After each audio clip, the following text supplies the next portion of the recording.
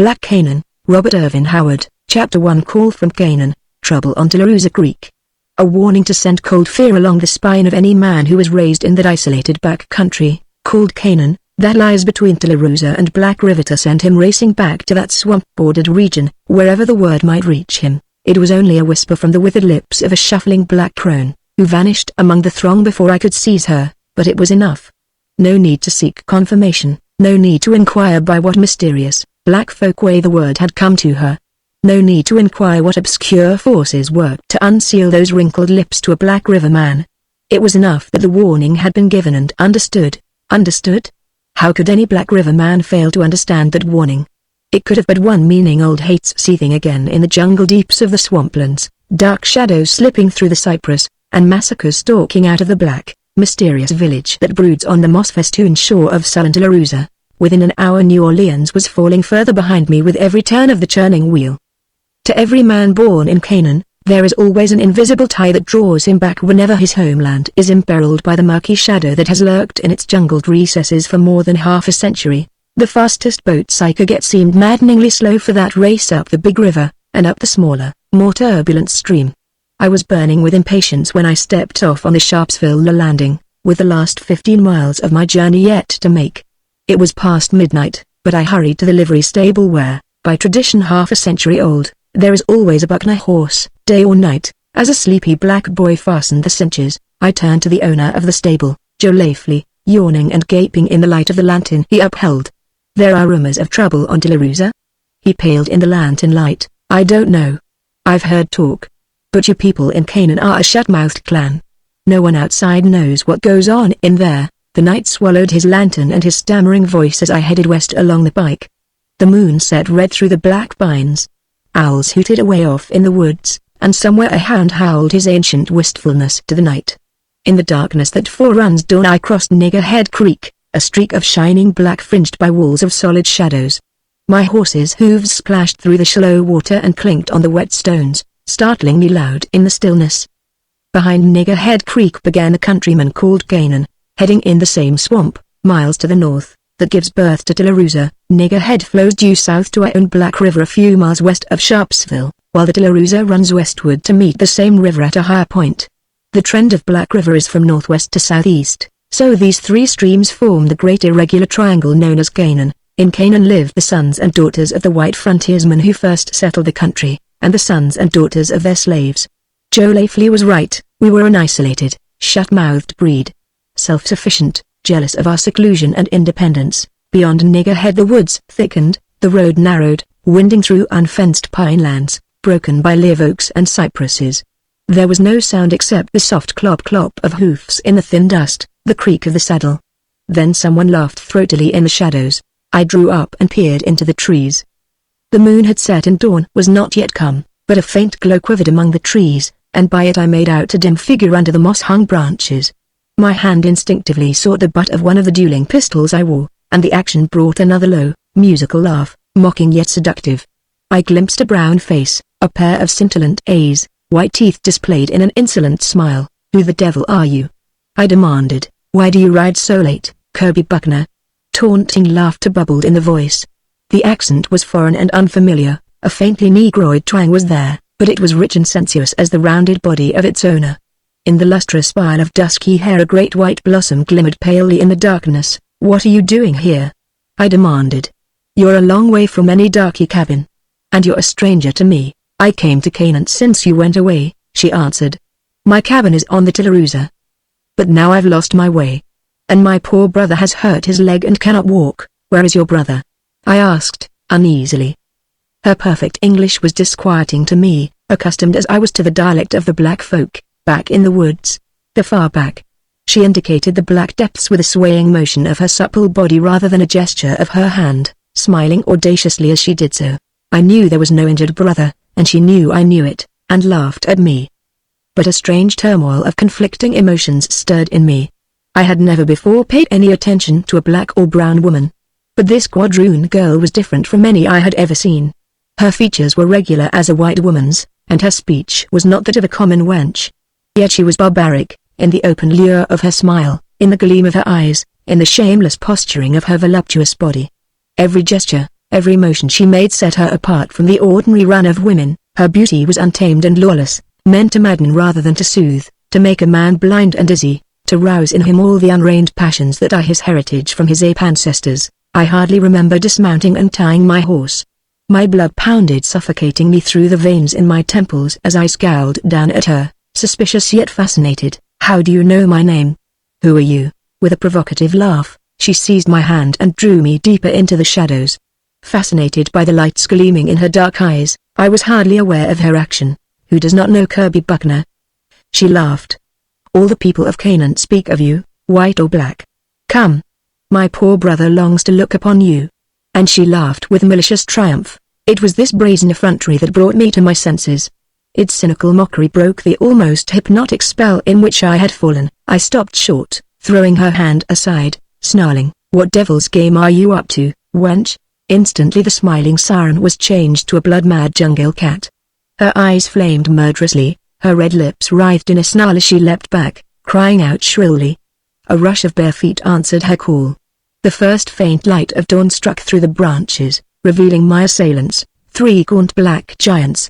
I saw the gleaming whites of their eyes, their bare glistening teeth, the sheen of naked steel in their hands. My first bullet crashed through the head of the tallest man, knocking him dead in full stride. My second pistol snapped. The cap had somehow slipped from the nipple. I dashed it into a black face, and as the man fell, half stunned, I whipped out my bowie knife and closed with the other. I parried his stab and my counterstroke ripped across the belly muscles. He screamed like a swamp panther and made a wild grab for my knife wrist, but I stuck him in the mouth with my clenched left fist, and felt his lips split and his teeth crumble under the impact as he reeled backward, his knife waving wildly. Before he could regain his balance I was after him, thrusting, and got home under his ribs. He groaned and slipped to the ground in a puddle of his own blood. I wheeled about, looking for the other. He was just rising, blood streaming down his face and neck. As I started for him he sounded a panicky yell and plunged into the underbrush. The crashing of his blind flight came back to me, muffled with distance. The girl was gone. Chapter 2. The stranger on Tularosa. The curious glow that had first showed me the quadroon girl had vanished. In my confusion I had forgotten it. But I did not waste time on vain conjecture as to its source. As I groped my way back to the road, mystery had come to the pinelands and a ghostly light that hovered among the trees was only part of it. My horse snorted and pulled against his tether, frightened by the smell of blood that hung in the heavy damp air. Hooves clattered down the road, forms bulked in the growing light. Voices challenged, "Who's that? Step out and name yourself, before we shoot." "Hold on, Esau," I called. "It's me, Kirby Buckner, by thunder," ejaculated Esau McBride, lowering his pistol. The tall rangy forms of the other riders loomed behind him. "We heard a shot," said McBride. "We was riding patrol on the roads around Grimesville like we've been riding every night for a week now ever since they killed Ridge Jackson." "Who killed Ridge Jackson?" "The swamp niggers. That's all we know. Ridge come out of the woods early one morning and knocked at Captain Sawley's door. Captain says he was the color of ashes. He hollered for the captain for God's sake to let him in. He had something awful to tell him. Well, the captain started down to open the door, but before he got down the stairs he heard an awful row among the dogs outside, and a man screamed he reckoned was Ridge. And when he got to the door, there wasn't nothing but a dead dog laying in the yard with his head knocked in, and the others all going crazy. They found Ridge later, out in the pines a few hundred yards from the house.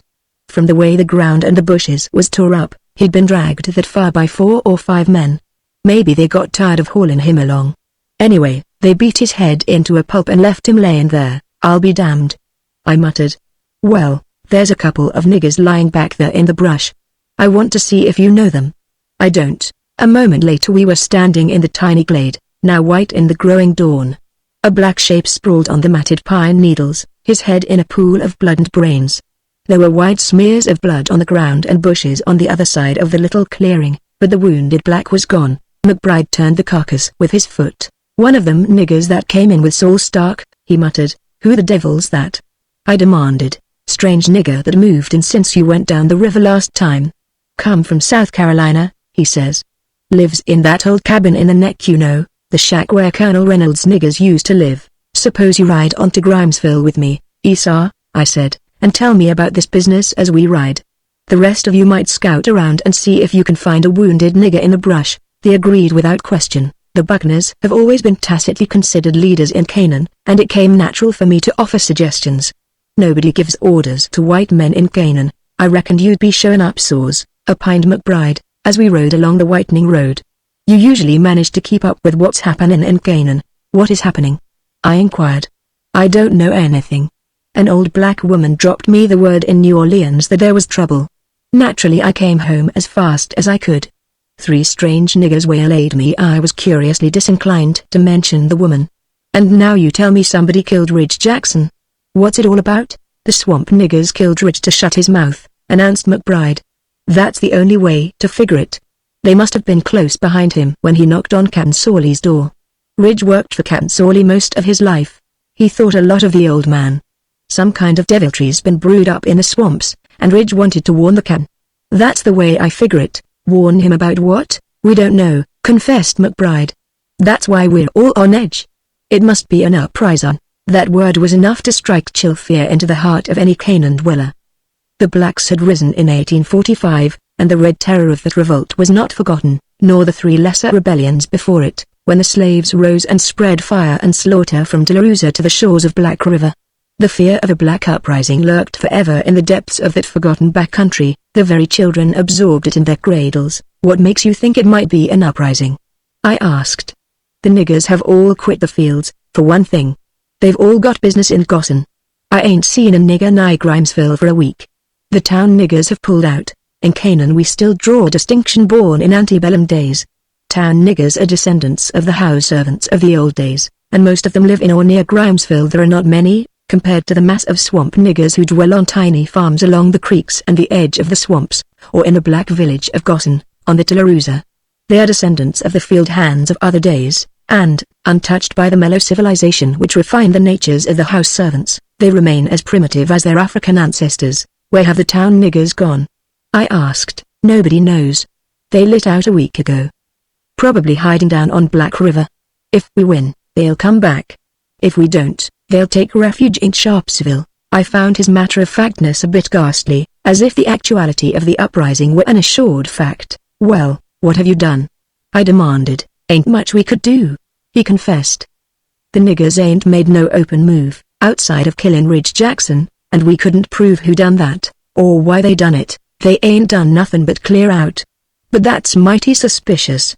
We can't keep from thinking Saul Stark's behind it. Who is this fellow? I asked. I told you all I know, already. He got permission to settle in that old deserted cabin on the neck, a great big black devil that talks better English than I like to hear a nigger talk. But he was respectful enough. He had 3 or 4 big South Carolina bucks with him, and a brown wench which we don't know whether she's his daughter, sister, wife or what. He ain't been into Grimesville but that one time, and a few weeks after he came to Canaan, the niggers begun actin' curious. Some of the boys wanted to ride over to Goshen and have a showdown, but that stuck in a desperate chance. I knew he was thinking of a ghastly tale told us by our grandfathers of how a punitive expedition from Grimesville was once ambushed and butchered among the dense thickets that masked Goshen, then a rendezvous for runaway slaves, while another red-handed band devastated Grimesville, left defenseless by that reckless invasion. Might take all the men to get Saul Stark, said McBride. And we don't dare leave the town unprotected. But we'll soon have to. Hello, what's this? We had emerged from the trees and were just entering the village of Grimesville, the community center of the white population of Canaan. It was not pretentious. Log cabins, neat and whitewashed, were plentiful enough. Small cottages clustered about big, old-fashioned houses which sheltered the rude aristocracy of that backwoods democracy. All the planter families lived in town. The country was occupied by their tenants, and by the small independent farmers, white and black. A small log cabin stood near the point where the road wound out of the deep forest. Voices emanated from it, in accents of menace, and a tall lanky figure, rifle in hand, stood at the door. Howdy, Esau. This man hailed us. By golly, if it ain't Kirby Buckner. Glad to see you, Kirby. What's up, Dick? Asked McBride. Got a nigger in the shack, trying to make him talk. Bill Reynolds seen him sneak in past the edge of town about daylight, and nabbed him. Who is it? I asked. Tope Sawley. John Willoughby's gone after a black snake. With a smothered oath I swung off my horse and strode in, followed by McBride. 6 men in boots and gun belts clustered about a pathetic figure cowering on an old broken bunk. Tope Sawley, His forebears had adopted the name of the family that owned them, in slave days, was a pitiable sight just then. His skin was ashy, his teeth chattered spasmodically, and his eyes seemed to be trying to roll back into his head. "Here's Kirby!" ejaculated one of the men as I pushed my way through the group. "I'll bet he'll make this coon talk." "Here comes John with the black snake!" shouted someone, and a tremor ran through Tope Sawley's shivering body. I pushed aside the butt of the ugly whip thrust eagerly into my hand. "Tope," I said, "you've worked one of my father's farms for years. Has any buckner ever treated you any way but square?" "Nosu," came faintly. "Then what are you afraid of? Why don't you speak up? Something's going on in the swamps. You know, and I want you to tell us why the town niggers have all run away, why Ridge Jackson was killed, why the swamp niggers are acting so mysteriously, and what kind of devilment that cussed Saul Stark's cooking up over on Tularosa," shouted one of the men. Tope seemed to shrink into himself at the mention of Stark. "I don't dast," he shuddered. "He'd put me in the swamp." "Who?" I demanded. "Stark. Is Stark a Kincher man?" Tope sank his head in his hands and did not answer. I laid my hand on his shoulder. "Tope," I said, "you know if you'll talk, we'll protect you. If you don't talk, I don't think Stark can treat you much rougher than these men are likely to. Now spill it, what's it all about?" He lifted desperate eyes. "You all got to let me stay here," he shuddered. "And guard me, and give me money to get away on when the trouble's over." "We'll do all that," I agreed instantly. "You can stay right here in this cabin, until you're ready to leave for New Orleans or wherever you want to go." He capitulated, collapsed, and words tumbled from his livid lips. "Saul Stark's a Kincher man. He come here because it's way off in back country. He aimed to kill all the white folks in Canaan." A growl rose from the group, such a growl as rises unbidden from the throat of the wolf pack that scents peril. "He aimed to make himself king of Canaan. He sent me to spy this morning to see if Mr. Kirby got through. He sent men to waylay him on the road, 'cause he knowed Mr. Kirby was coming back to Canaan. Niggers making voodoo on Tularosa, for weeks now. Ridge Jackson was going to tell Can Sawley, so Stark's niggers follow him and kill him. That makes Stark mad. He ain't want to kill Ridge, he want to put him in the swamp with Tunk Bixby and the others." "What are you talking about?" I demanded. Far out in the woods rose a strange, shrill cry, like the cry of a bird. But no such bird ever called before in Canaan. Tope cried out as if in answer, and shriveled into himself. He sank down on the bunk in a veritable palsy of fear. "That was a signal," I snapped. "Some of you go out there." Half a dozen men hastened to follow my suggestion, and I returned to the task of making Tope renew his revelations. It was useless. Some hideous fear had sealed his lips. He lay shuddering like a stricken animal, and did not even seem to hear our questions.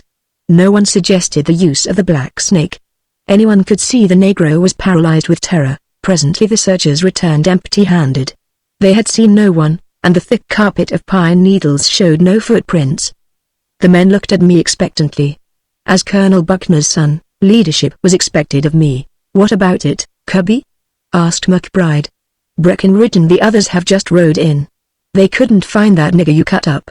There was another nigger I hit with a pistol," I said. "Maybe he came back and helped him." Still I could not bring myself to mention the brown girl. Leave Tope alone. Maybe he'll get over his scare after a while. Better keep a guard in the cabin all the time.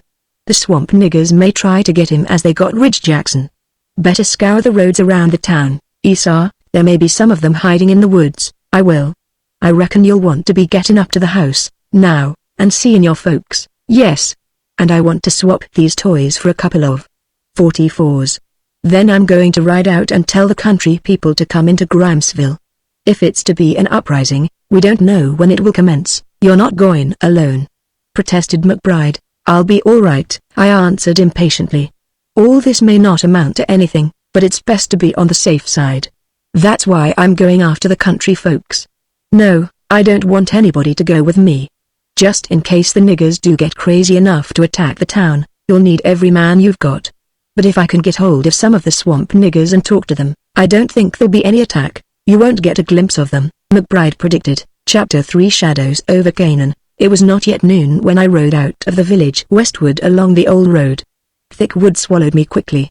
Dense walls of pines marched with me on either hand, giving way occasionally to fields enclosed with straggling rail fences, with the log cabins of the tenants or owners close by, with the usual litters of tow-headed children and lank hound dogs. Some of the cabins were empty.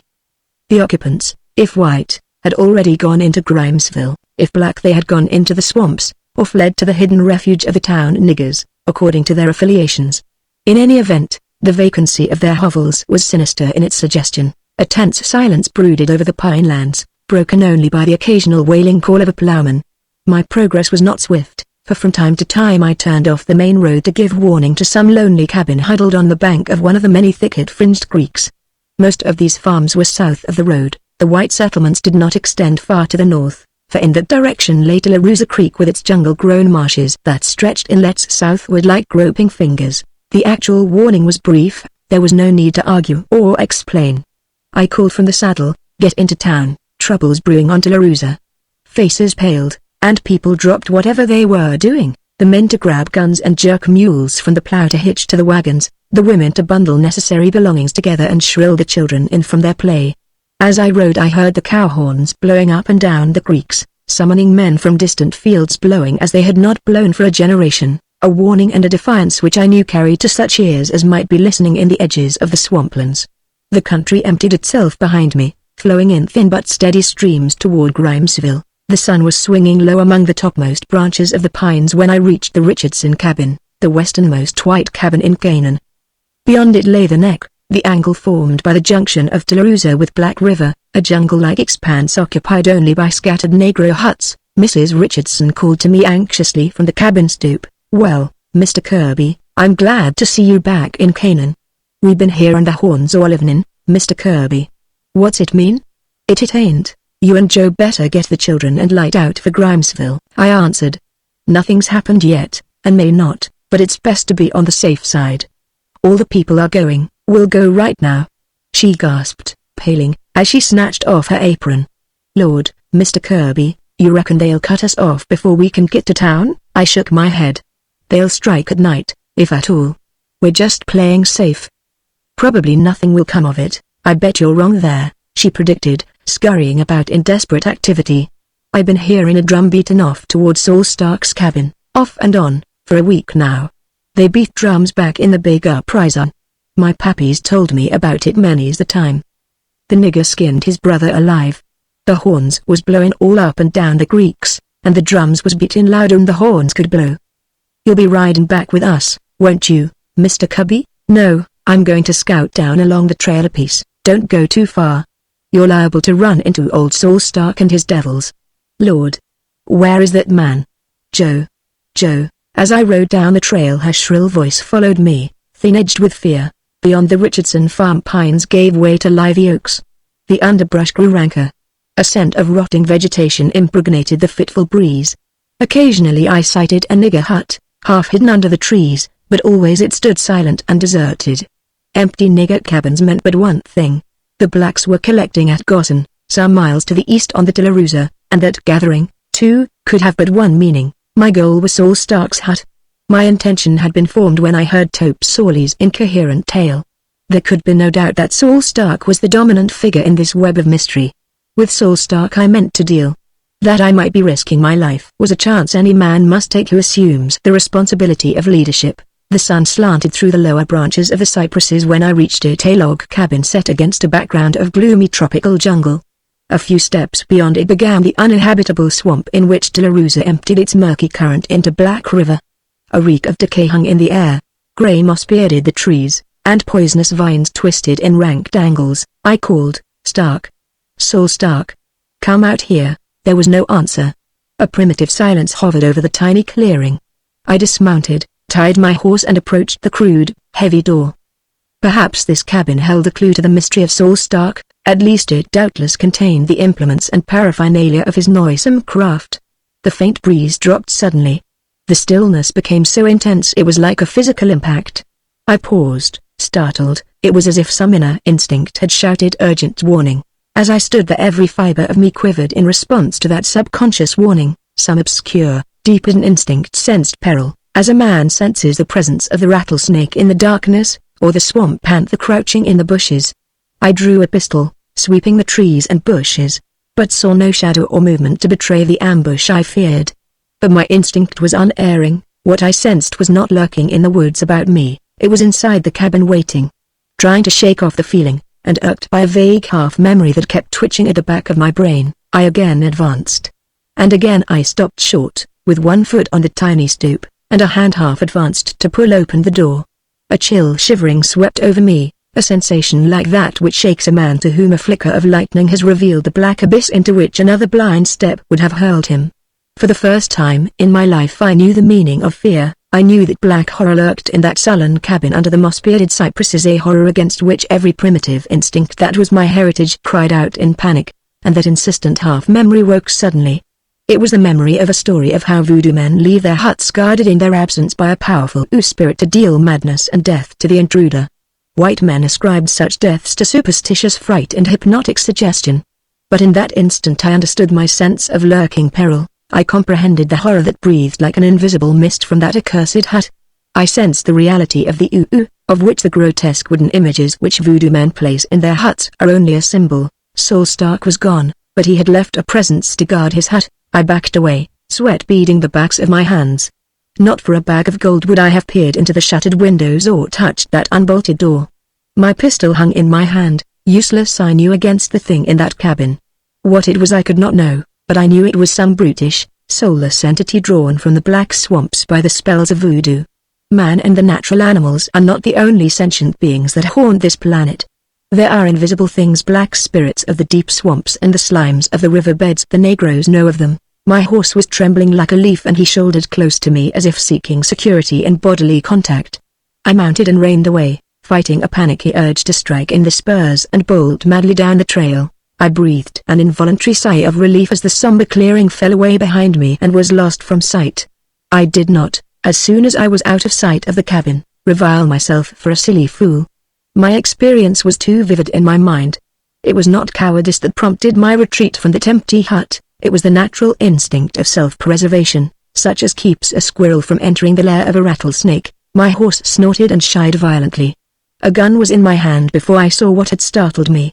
Again a rich musical laugh taunted me. She was leaning against a bent tree trunk, her hands clasped behind her sleek head, insolently posing her sensuous figure. The barbaric fascination of her was not dispelled by daylight. If anything, the glow of the low-angling sun enhanced it. "Why did you not go into the cabin, Kirby Buckner?" she mocked, lowering her arms and moving insolently out from the tree. She was clad as I had never seen a swamp woman, or any other woman, dressed. Snakeskin sandals were on her feet, sewn with tiny seashells that were never gathered on this continent. A short silken skirt of flaming crimson molded her full hips, and was upheld by a broad beadworked girdle. Barbaric anklets and armlets clashed as she moved, heavy ornaments of crudely hammered gold that were as African as her loftily piled coiffure. Nothing else she wore, and on her bosom, between her arching breasts, I glimpsed the faint lines of tattooing on her brown skin. She posed derisively before me, not in allure, but in mockery. Triumphant malice blazed in her dark eyes, her red lips curled with cruel mirth. Looking at her then I found it easy to believe all the tales I had heard of torture and mutilations inflicted by the women of savage races on wounded enemies. She was alien, even in this primitive setting. She needed a grimmer, more bestial background, a background of steaming jungle, reeking black swamps, flaring fires and cannibal feasts, and the bloody altars of abysmal tribal gods. Kirby Buckner. She seemed to caress the syllables with her red tongue, yet the very intonation was an obscene insult. "Why did you not enter Saul Stark's cabin? It was not locked. Did you fear what you might see there? Did you fear you might come out with your hair white like an old man's, and the drooling lips of an imbecile? What's in that butt?"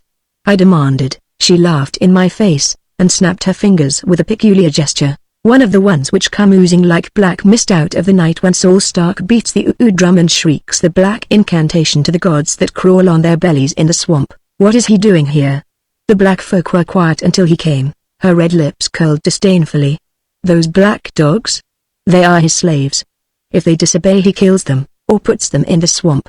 For long we have looked for a place to begin our rule. We have chosen Canaan. You whites must go. And since we know that white people can never be driven away from their land, we must kill you all." It was my turn to laugh, grimly. They tried that, back in '05, they did not have Saul Stark to lead them. Then, she answered calmly, "Well, suppose they won? Do you think that would be the end of it? Other white men would come into Canaan and kill them all. They would have to cross water," she answered. "We can defend the rivers and creeks. Saul Stark will have many servants in the swamps to do his bidding. He will be king of Black Canaan. No one can cross the waters to come against him. He will rule his tribe, as his fathers ruled their tribes in the ancient land, mad as a loon. I muttered. Then curiosity impelled me to ask, who is this fool? What are you to him? He is the son of a Congo witch-finder, and he is the greatest voodoo priest out of the ancient land, she answered, laughing at me again. I? You shall learn who I am, tonight in the swamp, in the house of Damela. Yes. I grunted. What's to prevent me from taking you into Grimesville with me? You know the answers to questions I'd like to ask. Her laughter was like the slash of a velvet whip. You drag me to the village of the whites? Not all death and hell could keep me from the dance of the skull, tonight in the house of Damela. You are my captive, already. She laughed derisively as I started and glared into the shadows about me. No one is hiding there. I am alone, and you are the strongest man in Canaan. Even Saul Stark fears you, for he sent me with 3 men to kill you before you could reach the village. Yet you are my captive. I have but to beckon, so she crooked a contemptuous finger, and you will follow to the fires of Damela and the knives of the torturers. I laughed at her, but my mirth rang hollow. I could not deny the incredible magnetism of this brown enchantress. It fascinated and impelled, drawing me toward her, beating at my willpower. I could not fail to recognize it any more than I could fail to recognize the peril in the hut. My agitation was apparent to her, for her eyes flashed with unholy triumph. Black men are fools, all but Saul Stark, she laughed. White men are fools, too. I am the daughter of a white man, who lived in the butt of a black king and mated with his daughters. I know the strength of white men, and their weakness. I failed last night when I met you in the woods, but now I cannot fail. Savage exultation thrummed in her voice. By the blood in your veins I have snared you. The knife of the man you killed scratched your hand. 7 drops of blood that fell on the pine needles have given me your soul. I took that blood, and Saul Stark gave me the man who ran away. Saul Stark hates cowards. With his hot, quivering heart, and 7 drops of your blood, Kirby Buckner, deep in the swamps, I have made such magic as none but the bride of Damela can make. Already you feel it surge. Oh, you are strong. The man you fought with a knife died less than an hour later. But you cannot fight me. Your blood makes you my slave. I have put a conjurement upon you. By heaven, it was not mere madness she was mouthing. Hypnotism, magic, call it what you will. I felt its onslaught on my brain and will a blind, senseless impulse that seemed to be rushing me against my will to the brink of some nameless abyss. I have made a charm you cannot resist. She cried. When I call you, you will come. Into the deep swamps you will follow me. You will see the dance of the skull, and you will see the doom of a poor fool who sought to betray Saul Stark, who dreamed he could resist the call of Damela when it came. Into the swamp he goes tonight, with Tongue Bixby and the other 4 fools who opposed Saul Stark. You shall see that. You shall know and understand your own doom. And then you too shall go into the swamp, into darkness and silence deep as the darkness of nighted Africa. But before the darkness engulfs you there will be sharp knives, and little fires. Oh, you will scream for death, even for the death that is beyond death. With a choking cry I whipped out a pistol and leveled it full at her breast. It was cocked and my finger was on the trigger. At that range I could not miss. But she looked full into the black muzzle and laughed, in wild peals that froze the blood in my veins, and I sat there like an image pointing a pistol I could not fire. A frightful paralysis gripped me. I knew, with numbing certainty, that my life depended on the pull of that trigger, but I could not crook my finger, not though every muscle in my body quivered with the effort and sweat broke out on my face in clammy beads. She ceased laughing, then, and stood looking at me in a manner indescribably sinister. You cannot shoot me, Kirby Buckner, she said quietly. I have enslaved your soul. You cannot understand my power, but it has ensnared you. It is the lure of the bride of Damela, the blood I have mixed with the mystic waters of Africa, drawing the blood in your veins. Tonight you will come to me, in the house of Damela. You lie. My voice was an unnatural croak bursting from dry lips. You've hypnotized me, you she-devil, so I can't pull this trigger. But you can't drag me across the swamps to you. It is you who lie, she returned calmly. You know you lie. Ride back toward Grimesville or wherever you will, Kirby Buckner. But when the sun sets and the black shadows crawl out of the swamps, you will see me beckoning you, and you will follow me. Long I have planned your doom, Kirby Buckner, since first I heard the white men of Canaan talking to you. It was I who sent the word down the river that brought you back to Canaan. Not even Saul Stark knows of my plans for you. At dawn Grimesville shall go up in flames. and the heads of the white men will be trussed in the blood-running streets. But tonight is the night of Damala, and a white sacrifice shall be given to the black gods. Hidden among the trees you shall watch the dance of the skull, and then I shall call you forth to die. And now, go fool. Run as far and as fast as you will. At sunset, wherever you are, you will turn your footsteps toward the house of Damala." And with the spring of a panther she was gone into the thick brush, and as she vanished the strange paralysis dropped from me. With a gasped oath I fired blindly after her, but only a mocking laugh floated back to me. Then in a panic I wrenched my horse about and spurred him down the trail. Reason and logic had momentarily vanished from my brain, leaving me in the grasp of blind primitive fear. I had confronted sorcery beyond my power to resist. I had felt my will mastered by the mesmerism in a brown woman's eyes. And now one driving urge overwhelmed me, a wild desire to cover as much distance as I could before that low-hanging sun dipped below the horizon and the black shadows came crawling from the swamps, and yet I knew I could not outrun the grisly spectre that menaced me. I was like a man fleeing in a nightmare, trying to escape from a monstrous phantom which kept pace with me despite my desperate speed. I had not reached the Richardson cabin when above the drumming of my flight I heard the clop of hooves ahead of me, and an instant later, sweeping around a kink in the trail, I almost rode down a tall, lanky man on an equally gaunt horse. He yelped and dodged back as I jerked my horse to its haunches, my pistol presented at his breast. "Look out, Kirby. It's me, Jim Braxton. My God, you look like you'd seen a ghost.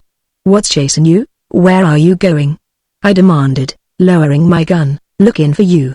Folks got worried as it got late and you didn't come in with the refugees. I'd light out and look for you. Ms. Richardson said you rode into the neck. Where in tarnation you been?" "To Saul Stark's cabin, you taking a big chance." "What did you find there?" The sight of another white man had somewhat steadied Ray's nerves.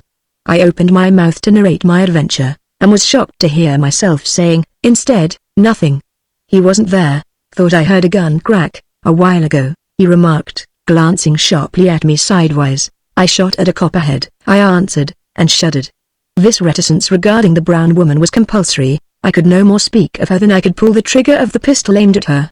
And I cannot describe the horror that beset me when I realized this. The conjure spells the black men feared were not lies. I realized sickly, demons in human form did exist who were able to enslave men's will and thoughts. Braxton was eyeing me strangely. "We're lucky the woods ain't full of black copperheads," he said. Tope Sawley's pulled out. "What do you mean?" By an effort I pulled myself together. "Just that. Tom Breckinridge was in the cabin with him. Tope hadn't said a word since you talked to him. Just laid on that bunk and shivered. Then a kind of holler begun way out in the woods, and Tom went to the door with his rifle gun, but couldn't see nothing. Well, while he was standing there he got a lick on the head from behind, and as he fell I seen that crazy nigger Tope jump over him and light out for the woods. Tom he taken a shot at him, but missed. Now what do you make of that? The call of Damala," I muttered, a chill perspiration beading my body. "God. The poor devil, huh? What's that? For God's sake let's not stand here mouthing. The sun will soon be down." In a frenzy of impatience I kicked my mount down the trail. Braxton followed me, obviously puzzled. With a terrific effort I got a grip on myself. How madly fantastic it was that Kirby Buckner should be shaking in the grip of unreasoning terror. It was so alien to my whole nature that it was no wonder Jim Braxton was unable to comprehend what ailed me. "Tope didn't go of his own free will," I said. "That call was a summons he couldn't resist. Hypnotism, black magic, voodoo, whatever you want to call it, Saul Stark has some damnable power that enslaves men's willpower. The blacks are gathered somewhere in the swamp, for some kind of a devilish voodoo ceremony, which I have reason to believe will culminate in the murder of Tope Sawley. We've got to get to Grimesville if we can. I expect an attack at dawn." Braxton was pale in the dimming light. He did not ask me where I got my knowledge. "We'll lick 'em when they come, but it'll be slaughter," I did not reply. My eyes were fixed with savage intensity on the sinking sun, and as it slid out of sight behind the trees I was shaken with an icy tremor. In vain I told myself that no occult power could draw me against my will. If she had been able to compel me, why had she not forced me to accompany her from the glade of the Ooh hut? A grisly whisper seemed to tell me that she was but playing with me, as a cat allows a mouse almost to escape, only to be pounced upon again. "Kirby, what's the matter with you?" I scarcely heard Braxton's anxious voice. "You're sweating and shaking like you had the agues. What hey, what you stopping for?" I had not consciously pulled on the rein, but my horse halted, and stood trembling and snorting, before the mouth of a narrow trail which meandered away at right angles from the road we were following, a trail that led north. "Listen!" I hissed tensely. "What is it?" Braxton drew a pistol. The brief twilight of the pinelands was deepening into dusk. "Don't you hear it?" I muttered. "Drums. Drums beating in Gossan." "I don't hear nothing," he mumbled uneasily. "If there was beaten drums in Gossan you couldn't hear 'em this far away. Look there." My sharp sudden cry made him start. I was pointing down the dim trail, at the figure which stood there in the dusk less than 100 yards away.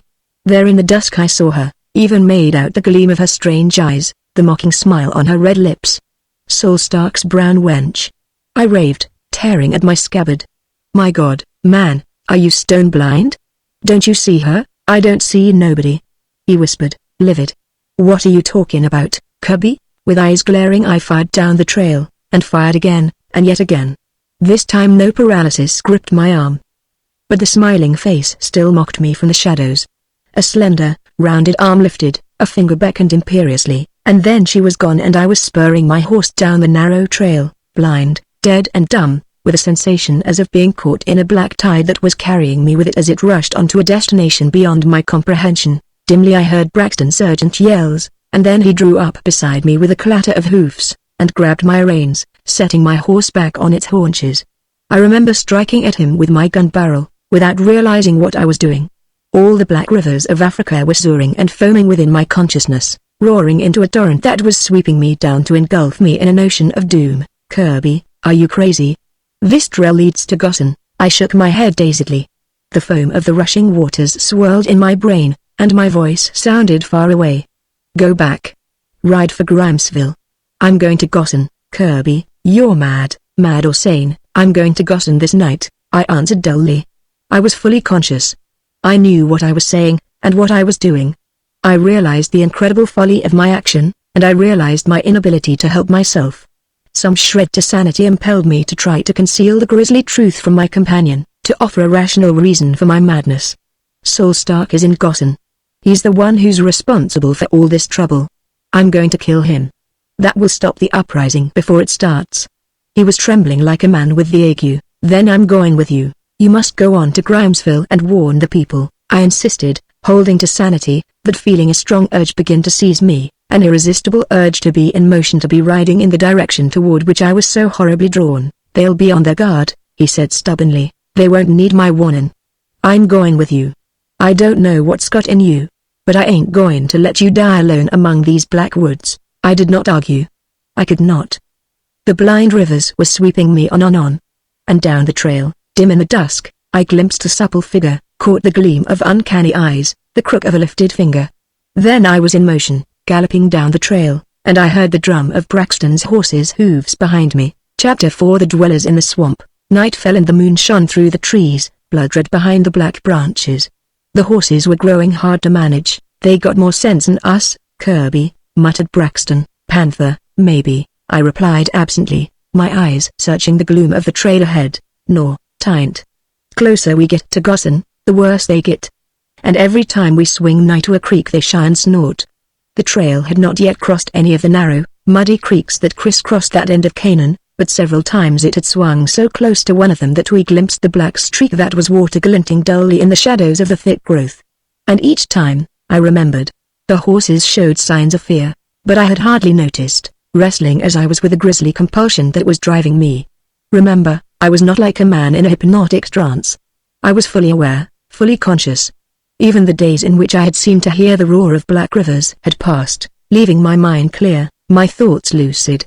And that was the sweating hell of it, to realize my folly clearly and poignantly, but to be unable to conquer it. Vividly I realized that I was riding to torture and death, and leading a faithful friend to the same end. But on I went. My efforts to break the spell that gripped me almost unseated my reason, but on I went. I cannot explain my compulsion, any more than I can explain why a sliver of steel is drawn to a magnet. It was a black power beyond the ring of white man's knowledge, a basic, elemental thing of which formal hypnotism is but scanty crumbs, spilled at random. A power beyond my control was drawing me to Gossan, and beyond, more I cannot explain, any more than the rabbit could explain why the eyes of the swaying serpent draw him into its gaping jaws. We were not far from Gossan when Braxton's horse unseated its rider, and my own began snorting and plunging. "They won't go no closer. gasped Braxton, fighting at the reins. I swung off, threw the reins over the saddle horn. Go back, for God's sake, Jim. I'm going on afoot. I heard him whimper an oath, then his horse was galloping after mine, and he was following me on foot. The thought that he must share my doom sickened me, but I could not dissuade him, and ahead of me a supple form was dancing in the shadows, luring me on. I wasted no more bullets on that mocking shape.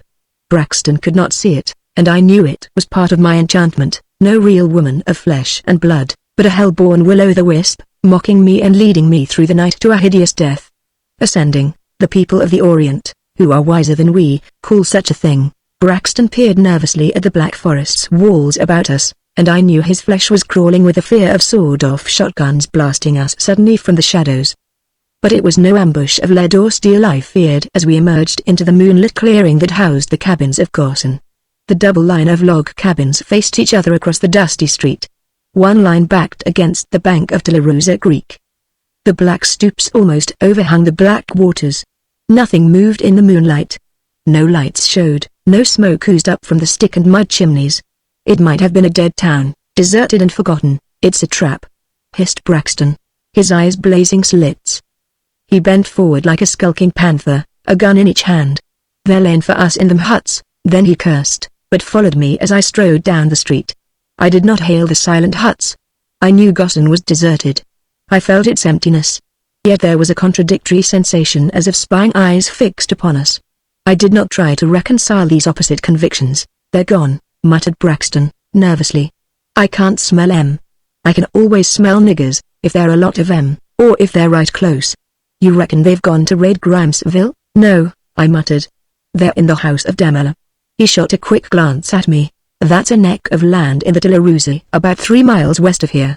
My grandpap used to talk about it. The niggers held their he and palavers back in slave times. You ain't Kirby, you. Listen. I wiped the icy sweat from my face. Listen. Through the black woodlands the faint throb of a drum whispered on the wind that glided up the shadowy reaches of the Tularosa. Braxton shivered. It's them, all right. But for God's sake, Kirby, look out. With an oath he sprang toward the houses on the bank of the creek. I was after him just in time to glimpse a dark clumsy object scrambling or tumbling down the sloping bank into the water.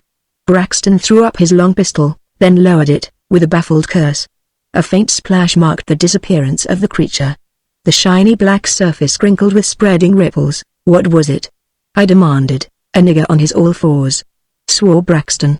His face was strangely pallid in the moonlight. He was crouched between them cabins there, watching us. It must have been an alligator. What a mystery is the human mind. I was arguing for sanity and logic, I, the blind victim of a compulsion beyond sanity and logic. A nigger would have to come up for air. He swam under the water and come up in the shadow of the brush where we couldn't see him, maintained Braxton. Now he'll go worn soul stark, never mind. The pulse was thrumming in my temples again. The roar of foaming water rising irresistibly in my brain. I'm going straight through the swamp. For the last time, go back, no. Sane or mad, I'm going with you. The pulse of the drum was fitful, growing more distinct as we advanced. We struggled through jungle-thick growth, tangled vines tripped us, our boots sank in scummy mire. We were entering the fringe of the swamp which grew deeper and denser until it culminated in the uninhabitable morass where the Tularosa flowed into Black River, miles farther to the west. The moon had not yet set, but the shadows were black under the interlacing branches with their mossy beards. We plunged into the first creek we must cross, one of the many muddy streams flowing into the Tularosa. The water was only thigh-deep, the moss-clogged bottom fairly firm. My foot felt the edge of a sheer drop, and I warned Braxton, look out for a deep hole, keep right behind me. His answer was unintelligible. He was breathing heavily, crowding close behind me. Just as I reached the sloping bank and pulled myself up by the slimy, projecting roots, the water was violently agitated behind me. Braxton cried out incoherently, and hurled himself up the bank, almost upsetting me. I wheeled, gun in hand, but saw only the black water seething and whirling, after his thrashing rush through it. What the devil, Jim? Something grabbed me. He panted. Something out of the deep hole. I tore loose and busted up the bank. I tell you, Kirby, something's following us. Something that swims under the water. Maybe it was that nigger you saw. These swamp people swim like fish. Maybe he swam up under the water to try to drown you. He shook his head, staring at the black water, gun in hand. It smelled like a nigger, and the little I saw of it looked like a nigger. But it didn't feel like any kind of a human. Well, it was an alligator then, I muttered absently as I turned away. As always when I halted, even for a moment, the roar of peremptory and imperious rivers shook the foundations of my reason. He splashed after me without comment. Scummy puddles rose about our ankles, and we stumbled over moss-grown cypress knees. Ahead of us there loomed another, wider creek, and Braxton caught my arm. "Don't do it, Kirby," he gasped. "If we go into that water, it'll get us sure." What? I don't know. Whatever it was that flopped down that bank back there in Cotton. The same thing that grabbed me in that creek back yonder. "Kirby, let's go back." "Go back?" I laughed in bitter agony. "I wish to God I could. I've got to go on. Either Saul Stark or I must die before dawn." He licked dry lips and whispered. "Go on, then, I'm with you, come heaven or hell."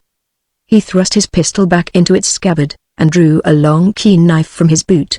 "Go ahead." I climbed down the sloping bank and splashed into the water that rose to my hips. The cypress branches bent a gloomy, moss-trailing arch over the creek. The water was black as midnight. Braxton was a blur, toiling behind me.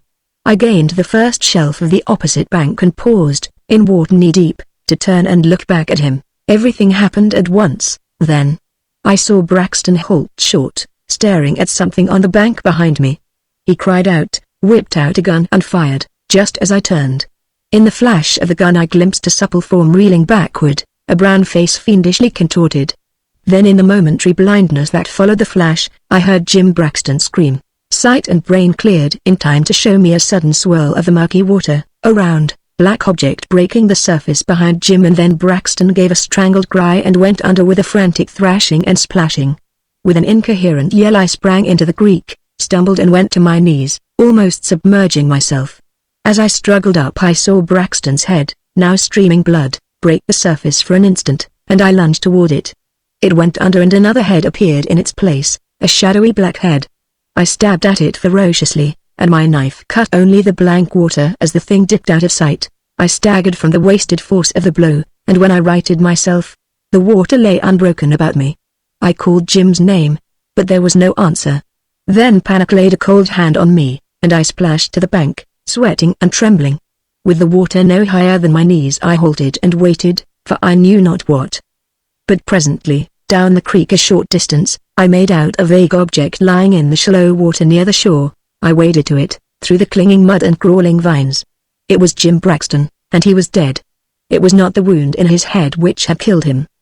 Probably he had struck a submerged rock when he was dragged under. But the marks of strangling fingers showed black on his throat. At the sight a nameless horror oozed out of that black swamp and coiled itself clammily about my soul, for no human fingers ever left such marks as those. I had seen a head rise in the water, a head that looked like that of a Negro, though the features had been indistinct in the darkness. But no man, white or black, ever possessed the fingers that had crushed the life out of Jim Braxton. The distant drum grunted as if in mockery. I dragged the body up on the bank and left it. I could not linger longer, for the madness was foaming in my brain again, driving me with white-hot spurs. But as I climbed the bank, I found blood on the bushes, and was shaken by the implication. I remembered the figure I had seen staggering in the flash of Braxton's gun. She had been there, waiting for me on the bank, then not a spectral illusion, but the woman herself, in flesh and blood. Braxton had fired at her, and wounded her. But the wound could not have been mortal, for no corpse lay among the bushes, and the grim hypnosis that dragged me onward was unweakened. Dizzily I wondered if she could be killed by mortal weapons. The moon had set. The starlight scarcely penetrated the interwoven branches. No more creeks barred my way, only shallow streams, through which I splashed with sweating haste. Yet I did not expect to be attacked. Twice the dweller in the depths had passed me by to attack my companion. In icy despair I knew I was being saved for the grimmer fate. Each stream I crossed might be hiding the monster that killed Jim Braxton. Those creeks were all connected in a network of winding waterways. It could follow me easily. But my horror of it was less than the horror of the jungle-born magnetism that lurked in a witch woman's eyes. And as I stumbled through the tangled vegetation, I heard the drum rumbling ahead of me, louder and louder, a demoniacal mockery. Then a human voice mingled with its mutter, in a long-drawn cry of horror and agony that set every fiber of me quivering with sympathy. Sweat coursed down my clammy flesh. Soon my own voice might be lifted like that, under unnameable torture, But on I went, my feet moving like automatons, apart from my body, motivated by a will not my own. The drum grew loud, and a fire glowed among the black trees. Presently, crouching among the bushes, I stared across the stretch of black water that separated Tay from a nightmare scene. My halting there was as compulsory as the rest of my actions had been. Vaguely I knew the stage for horror had been set, but the time for my entry upon it was not yet. When the time had come, I would receive my summons. A low, wooded island split the Black Creek, connected with the shore opposite me by a narrow neck of land. At its lower end the creek split into a network of channels threading their way among hummocks and rotting logs and moss-grown, vine-tangled clumps of trees. Directly across from my refuge the shore of the island was deeply indented by an arm of open, deep black water. Bearded trees walled a small clearing, and partly hid a hut. Between the boat and the shore burned a fire that sent up weird twisting snake tongues of green flames. Scores of black people squatted under the shadows of the overhanging branches. When the green fire lit their faces it lent them the appearance of drowned corpses. In the midst of the glade stood a giant Negro, an awesome statue in black marble. He was clad in ragged trousers, but on his head was a band of beaten gold set with a huge red jewel, and on his feet were barbaric sandals. His features reflected titanic vitality no less than his huge body. But he was all Negro, flaring nostrils, thick lips, ebony skin. I knew I looked upon Saul Stark, the Conjure Man. He was regarding something that lay in the sand before him, something dark and bulky that moaned feebly. Presently, lifting his head, he rolled out a sonorous invocation across the black waters. From the blacks huddled under the trees there came a shuddering response, like a wind wailing through midnight branches. Both invocation and response were framed in an unknown tongue, a guttural, primitive language. Again he called out, this time a curious high-pitched wail. A shuddering sigh swept the black people. All eyes were fixed on the dusky water. And presently an object rose slowly from the depths. A sudden trembling shook me. It looked like the head of a Negro. One after another it was followed by similar objects until 5 heads reared above the black, cypress-shadowed water. There might have been 5 Negroes submerged except for their heads, but I knew this was not so. There was something diabolical here. Their silence, motionlessness, their whole aspect was unnatural. From the trees came the hysterical sobbing of women, and someone whispered a man's name. Then Saul Stark lifted his hands, and the 5 heads silently sank out of sight. Like a ghostly whisper I seemed to hear the voice of the African witch. He pals them in the swamp. Stark's deep voice rolled out across the narrow water, and now the dance of the skull, to make the conjure sure. What had the witch said? Hidden among the trees you shall watch the dance of the skull. The drum struck up again, growling and rumbling. The blacks swayed on their haunches, lifting a wordless chant. Saul Stark paced measuredly about the figure on the sand, his arms weaving cryptic patterns. Then he wheeled and faced toward the other end of the glade.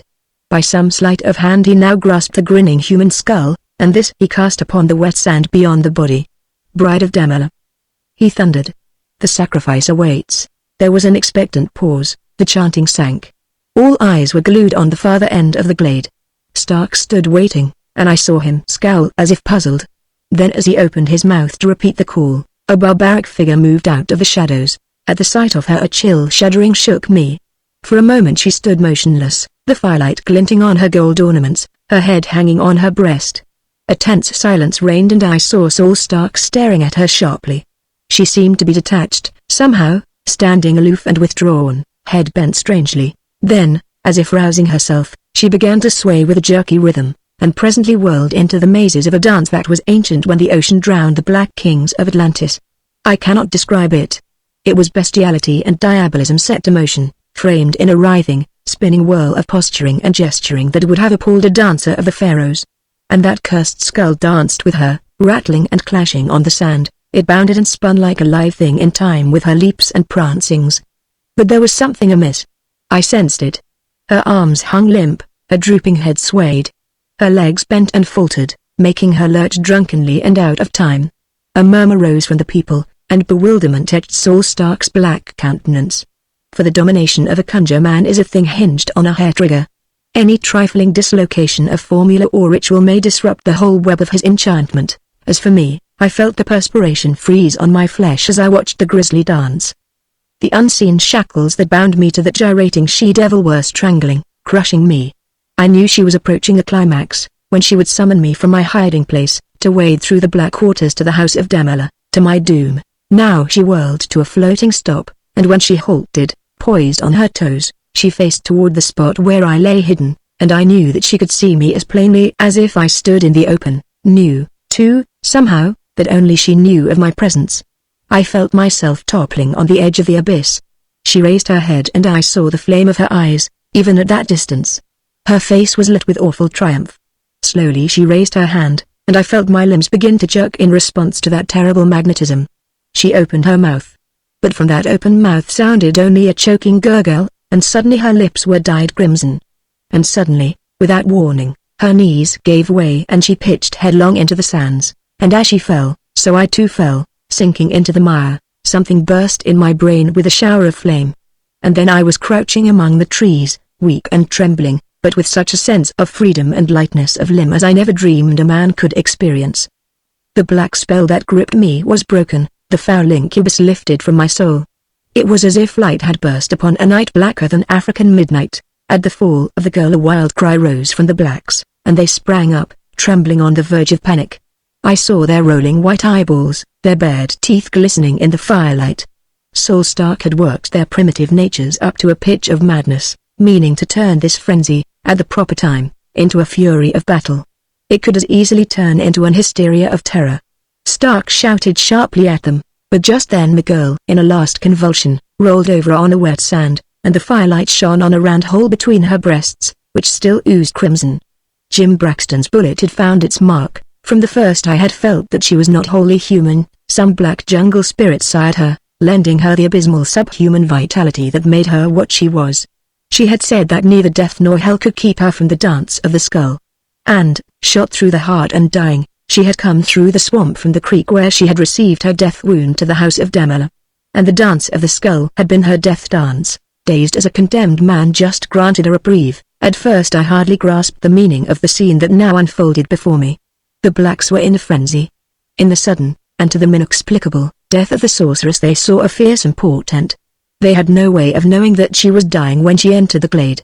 To them, their prophetess and priestess had been struck down under their very eyes, by an invisible death. This was magic blacker than Soul Stark's wizardry and obviously hostile to them. Like fear-maddened cattle they stampeded. Howling, screaming, tearing at one another they blundered through the trees, heading for the neck of land and the shore beyond. Soul Stark stood transfixed, heedless of them as he stared down at the brown girl, dead at last. And suddenly I came to myself, and with my awakened manhood came cold fury and the lust to kill. I drew a gun, and aiming in the uncertain firelight, pulled the trigger. Only a click answered me. The powder in the cap and ball pistols was wet. Soul Stark lifted his head and licked his lips. The sounds of flight faded in the distance, and he stood alone in the glade. His eyes rolled whitely toward the black woods around him. He bent, grasped the man-like object that lay on the sand, and dragged it into the hut. The instant he vanished I started toward the island, wading through the narrow channels at the lower end. I had almost reached the shore when a mass of driftwood gave way with me and I slid into a deep hole. Instantly the water swirled about me, and a head rose beside me. A dim face was close to mine, the face of a negro, the face of Tunk Bixby. But now it was inhuman, as expressionless and soulless as that of a catfish, the face of a being no longer human, and no longer mindful of its human origin. Slimy, misshapen fingers gripped my throat, and I drove my knife into the sagging mouth. The features vanished in a wave of blood. Mutely the thing sank out of sight, and I hauled myself up the bank, under the thick bushes. Stark had run from his hut, a pistol in his hand. He was staring wildly about, alarmed by the noise he had heard, but I knew he could not see me. His ashy skin glistened with perspiration. He who had ruled by fear was now ruled by fear. He feared the unknown hand that had slain his mistress, feared the negroes who had fled him, feared the abysmal swamp which had sheltered him, and the monstrosities he had created. He lifted a weird call that quavered with panic. He called again as only 4 heads broke the water, but he called in vain. But the 4 heads began to move toward the shore and the man who stood there. He shot them one after another. They made no effort to avoid the bullets. They came straight on, sinking one by one. He had fired 6 shots before the last head vanished. The shots drowned the sounds of my approach. I was close behind him when he turned at last. I know he knew me. Recognition flooded his face and fear went with it, at the knowledge that he had a human being to deal with. With a scream he hurled his empty pistol at me and rushed after it with a lifted knife. I ducked, parried his lunge and countered with a thrust that bit deep into his ribs. He caught my wrist and I gripped his, and there we strained, breast to breast. His eyes were like a mad dog's in the starlight. His muscles like steel cords. I ground my heel down on his bare foot, crushing the instep. He howled and lost balance, and I tore my knife hand free and stabbed him in the belly. Blood spurted and he dragged me down with him. I jerked loose and rose, just as he pulled himself up on his elbow and hurled his knife. It sang past my ear, and I stamped on his breast. His ribs caved in under my heel. In a red killing haze I knelt, jerked back his head and cut his throat from ear to ear. There was a pouch of dry powder in his belt. Before I moved further I reloaded my pistols. Then I went into the butt with a torch, and there I understood the doom the brown witch had meant for me. Taupe sorely lay moaning on a bunk. The transmutation that was to make him a mindless, soulless semi-human dweller in the water was not complete, but his mind was gone. Some of the physical changes had been made by what godless sorcery out of Africa's black abyss I have no wish to know. His body was rounded and elongated, his legs dwarfed, his feet were flattened and broadened, his fingers horribly long, and webbed. His neck was inches longer than it should be. His features were not altered, but the expression was no more human than that of a great fish.